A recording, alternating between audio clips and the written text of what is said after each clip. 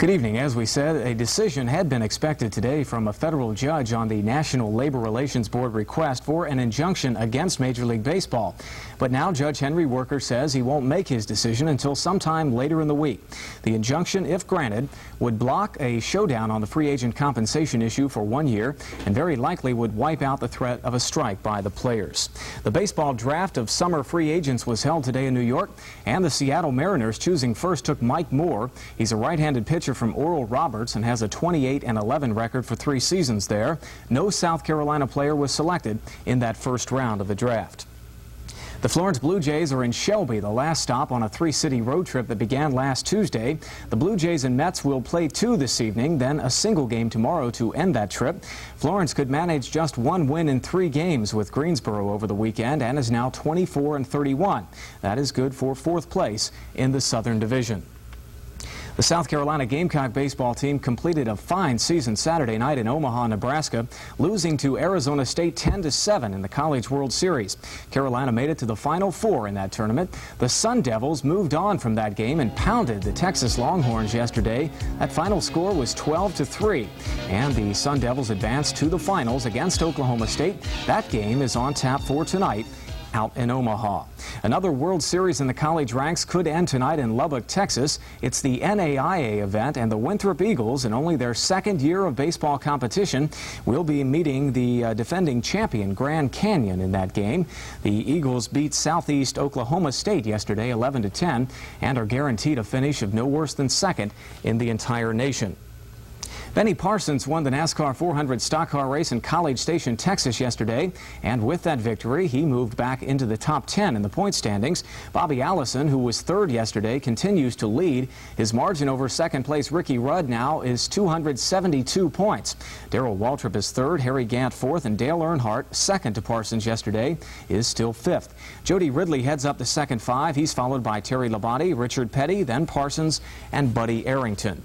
Bjorn Borg became the first player ever to win the French Open 6 times yesterday, but it was no easy time for the Swede in that final match. Playing Czechoslovakia's Ivan Lendl, who had beaten him in 2 of their previous 6 matches, Borg lost the 2nd and 4th sets, but he pushed aside all those doubts about his health and playing ability by winning the 5th set 6-1 and completing that 3-hour-plus match. In Atlanta, Tom Watson spent much of his Sunday afternoon in the rough, but he made the tough shots when he had to. You see one of those tough shots right there, Chip. Young Tommy Valentine caught Watson on the final hole, and he's the hometown favorite from down there around Atlanta. And Watson was forced to 3 playoff holes, but Valentine ran into some problems on that last hole, and Tom Watson added another $54,000 to his tour-leading total. George Rogers is expected to decide within 10 days whether to sign with the New Orleans Saints or go to Canada to play with the Montreal Alouettes of the CFL. The Heisman Trophy winner's agent says the main consideration in the talks with both teams is total dollars. Atlanta Braves team doctors have given 3rd baseman Bob Horner a shot of cortisone in an effort to help his injured wrist, but they won't know until tomorrow night whether Horner will be able to swing the bat very well. He injured that wrist on the 10th of May. Unbeaten heavyweight Marvis Frazier has withdrawn from a fight in New York Wednesday night. He is suffering from an ear infection. The New Jersey Nets have picked up Otis Birdsong from the Kansas City Kings in exchange for forward Cliff Robinson. The Kings will also get a 2nd-round pick in tomorrow's NBA draft. Birdsong became a free agent after this past season. Cleveland offered him a 5-year deal worth more than $4 million. And after Birdsong signed an offer sheet, the Kings had 15 days to make the Cavalier offer or trade Birdsong to a team that did, and they traded him to New Jersey. And it's safe to say Birdsong will be making some pretty good money in New Jersey. This is the year of the small forward in the NBA draft of college talent. That is what top scout Marty Blake says, and as proof, the Dallas Mavericks, who own the #1 choice in tomorrow's draft, are expected to take Mark Aguirre, the 6'5 forward from DePaul. Detroit will choose next and will probably take Isaiah Thomas, the hotshot guard of the NCAA champion Indiana Hoosiers. That is sports for a Monday evening. John's back after this.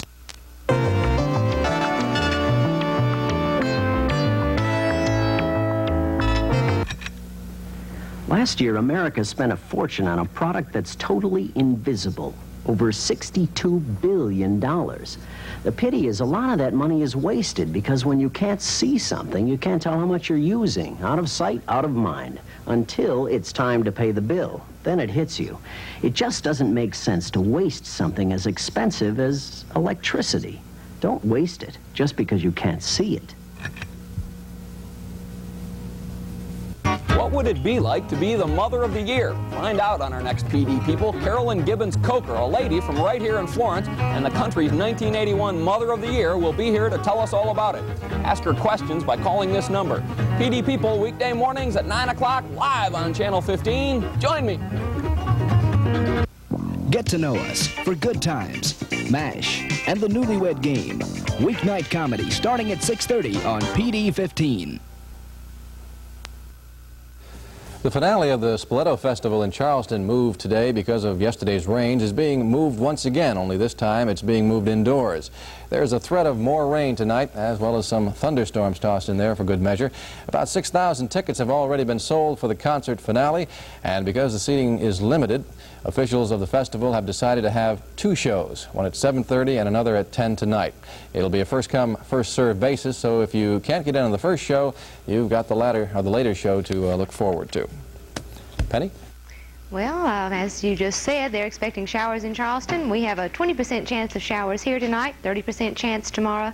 Tomorrow's going to bring another hot day with the temperature in the low 90s. Al?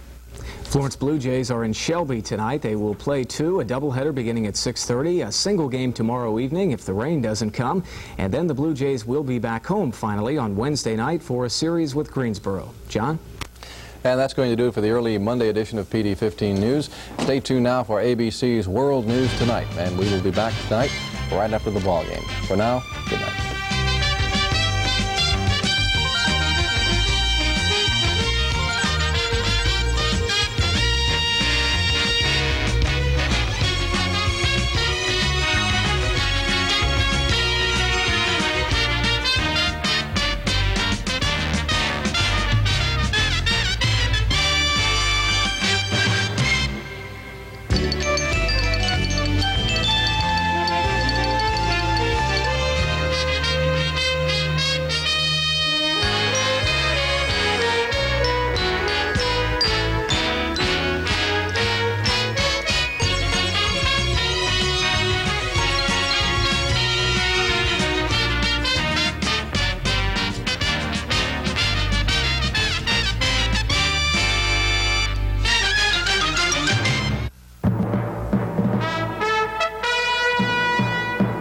From ABC, this is World News Tonight, with Sander Van Oker in London, with the foreign news and the latest on the Israeli attack on the Iraqi nuclear reactor. Lynn Scher, substituting for Max Robinson at the National Desk in Chicago. And from our desk in Washington, Frank Reynolds. Good evening. At an already dangerous time in the Middle East, another major escalation of tension. Flying planes supplied by the United States, the Israeli Air Force yesterday struck deep into Arab territory and destroyed a nuclear power